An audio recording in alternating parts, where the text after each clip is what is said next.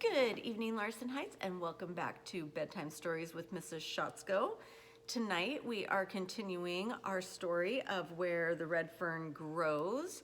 We are on chapter 6, I believe. Hopefully my Kindle will turn on in just a second. And in chapter 5, remember, he got his dogs and is walking the 20 miles home. He had to spend the night in a cave where a mountain lion tried to get to him and the dogs, but they survived, and the mountain lion went off to try and stalk somebody else. So let's go. After the terrifying night, the bright morning sun was a welcome sight. I fixed breakfast, and soon we were on our way. I tried to get the pups to follow me so as to lighten my load. They would for a way and then sit whining down on their rears. They would cry and whimper. Back in the sack they would go, with their heads sticking out of the holes and their long ears flopping. I moved on. About midday, I entered country I knew. I wasn't far from home. I dropped down out of the mountains into the bottoms, far above the place I had crossed the river on my way to town. Staying on the left of the river, I followed its course past several campgrounds, but didn't stop until I came to the one where I had found the magazine. Here, I took the pups out of the sack and sat down in the warm sand. As the afternoon wore on, I sat there deep in thought. I was trying to think what I was going to tell my mother and father. I could think of nothing. Finally, I decided I would just tell them the truth, and with the help of the new overalls, cloth, and candy, I would weather the storm. My pups were having a big time playing. With their little front paws locked around each other, they were growling, rolling, and chewing on one another. They looked so cute, I laughed out loud. While I was watching their romping, the thought came, I haven't named him. I went over the list of names. For him, I tried Red, Bugle, Lead, name after name as before. For her, I tried Susie, Mabel, Queen, all kinds of girl names. None seemed to fit.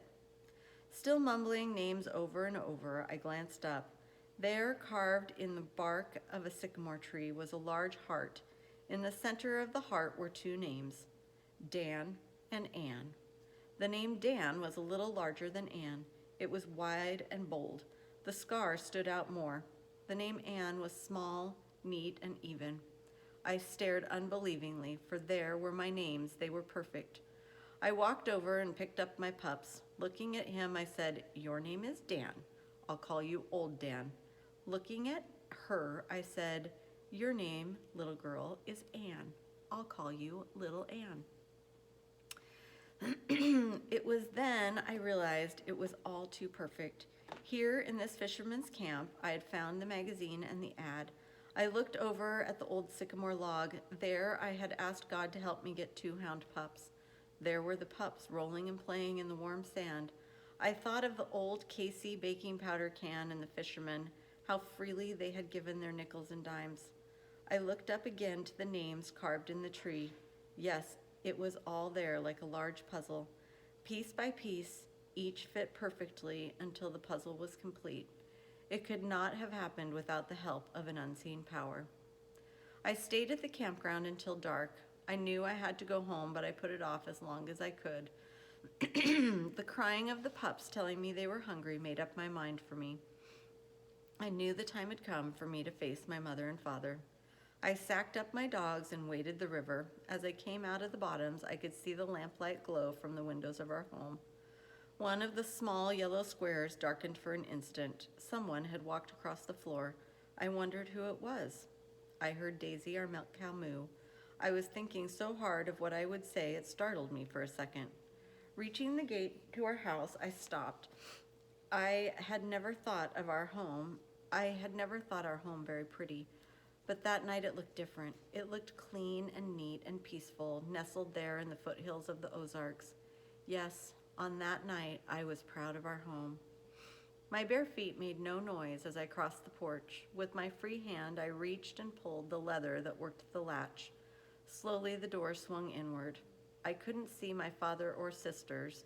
They were too far to the right of me, but my mother was directly in front of the door, sitting in her old cane rocker knitting. She looked up.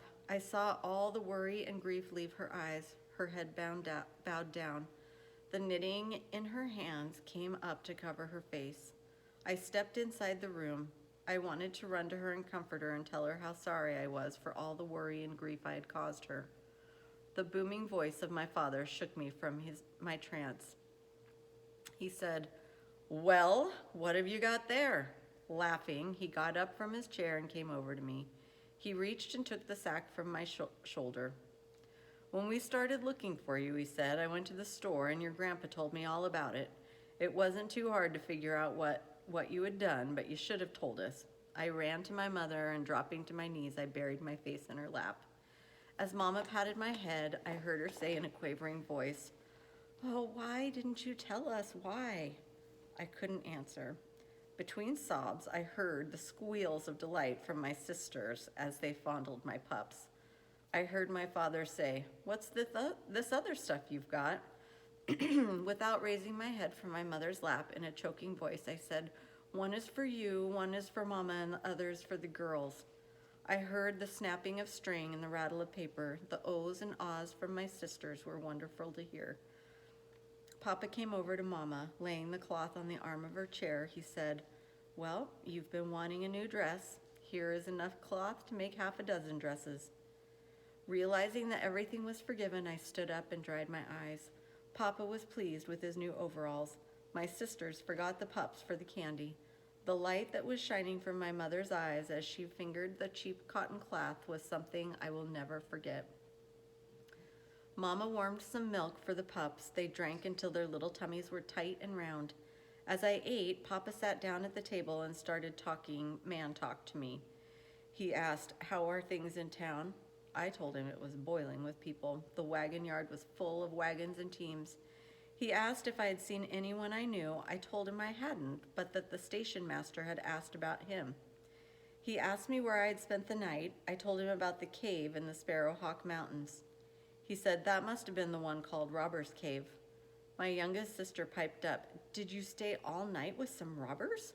My oldest sister said, "Silly, that was a long time ago. There aren't any robbers there now."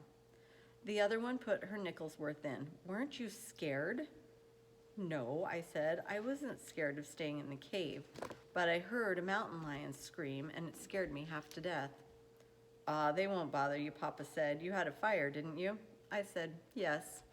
He said, "They'll never bother you unless they are wounded or cornered, but if they are, you had better look out." Papa asked me how I liked town. I said I didn't like it at all and wouldn't live there even if they gave it to me. With a querying look on his face, he said, "I'm afraid I don't understand. I thought you always wanted to go to town." "I did," I said, "but I don't anymore. I don't like the people there and couldn't understand them." "Well, what was wrong with them?" he asked. I told him how they had stared at me and even laughed and made fun of me. He said, I don't think they were making fun of you, were they?" Hi, Boo. Sorry, Losha has popped his head in. "Yes, they were," I said, "and to beat it all, the boys jumped on me and knocked me down in the dirt. If it hadn't been for the marshal, I would have taken a beating." Papa said, "So you met the marshal. What did you think of him?" I told him he was a nice man. He'd bought me a bottle of soda pop. At the mention of soda pop, the blue eyes of my sisters opened wide. They started firing questions at me, wanting to know what color it was and what it tasted like. I told them it was strawberry and it bubbled and tickled when I drank it, and it made me burp. The eager questions of my three little sisters had an effect on my father and mother. Papa said, "Billy, I don't want you to feel badly about the people in town. I don't think they were poking fun at you. Anyway, not like you think they were." "Maybe they weren't," I said, "but I still don't want to ever live in town. It's too crowded and you couldn't get a breath of fresh air." In a sober voice, my father said, "Someday you may have to live in town. Your mother and I don't intend to live in these hills all our lives.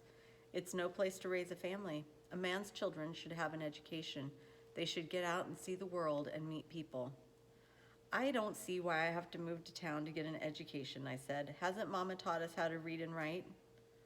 "There's more to education than just reading and writing," said Papa. "Much more." I asked him when he thought we'd be moving to town. "Well, it'll be some time yet," he said. "We don't have the money now, but I'm hoping someday we will." From the stove, where she was heating salt water for my feet, Mama said in a low voice, I'll pray every day and night for that day to come. I don't want you children to grow up without an education, not even knowing what a bottle of soda pop is or ever seeing the inside of a schoolhouse. I don't think I could stand that. I'll just keep praying, and someday the good Lord may answer my prayer. I told my mother I had seen the schoolhouse in town.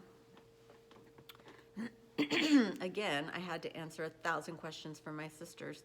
I told them it was made of red brick and was bigger than Grandpa's store, a lot bigger, and there must have been at least 1,000 kids going to school there.